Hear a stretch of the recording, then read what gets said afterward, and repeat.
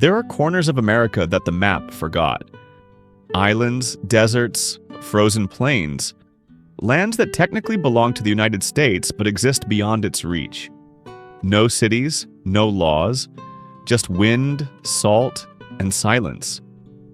These are places where freedom still hides, where you could vanish and no one would ever come looking. They are the forgotten territories of America, and they might be the last places left where you can live truly free. It sounds like something out of a dystopian novel, but it's real. Hidden deep within Yellowstone National Park lies a strange patch of wilderness where the U.S. Constitution doesn't quite work. A 50-square-mile sliver of land that sits in Idaho but legally belongs to the District of Wyoming. It's a bureaucratic mistake, but one with eerie consequences. Because if you committed a crime there, there's no legal way to hold a trial. The Sixth Amendment says your jury must be made up of people from the state and district where the crime happened. But no one lives there. No jury can exist, so technically, no law can be enforced. No one has ever dared to test the theory. But this tiny stretch of land, this quiet, pine-covered valley in the world's first national park, represents the most unsettling kind of freedom. Freedom without order. Freedom without consequence. A reminder that even in a land built on laws, there are still cracks, where chaos breathes. Thousands of miles away, across endless blue water, lie the forgotten islands of the American Pacific. Tiny specks of coral and rock scattered between Hawaii and Australia. Names like Howland, Baker, Jarvis, and Kingman Reef. Once these islands mattered. In the early 1900s, they were claimed under something called the Guano Islands Act, a bizarre law that let Americans seize uninhabited islands for their bird droppings, which were used as fertilizer.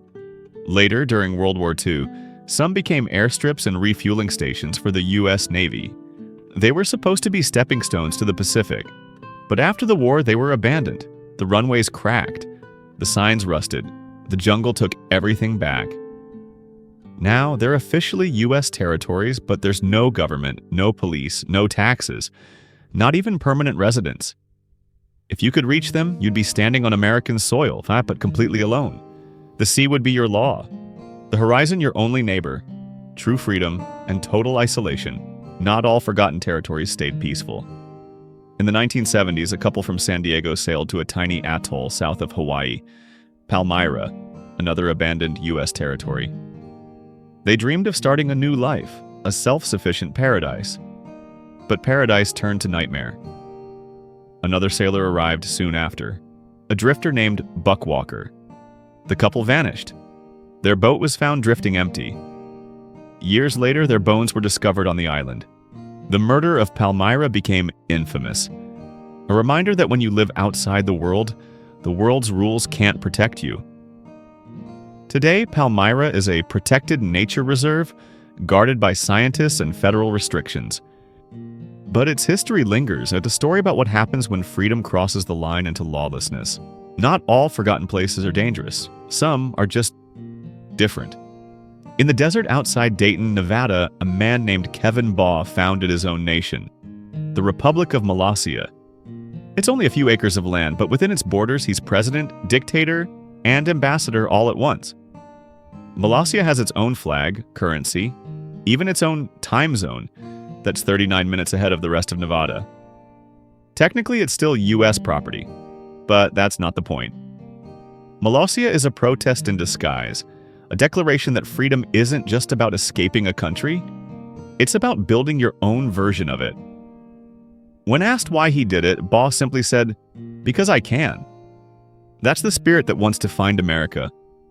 And in a way, Molossia is a living museum of that lost ideal. Far to the north, the last true wilderness still waits. Alaska. The state where freedom is carved from ice and isolation.